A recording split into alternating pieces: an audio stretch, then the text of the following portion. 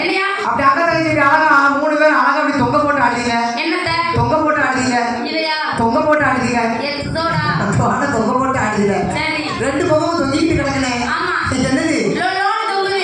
இங்க பாரு லோனோடு தொங்கல. அட்டாய் மாதிரி கஷ்டப்படாத அடிச்சு போடுவாங்க.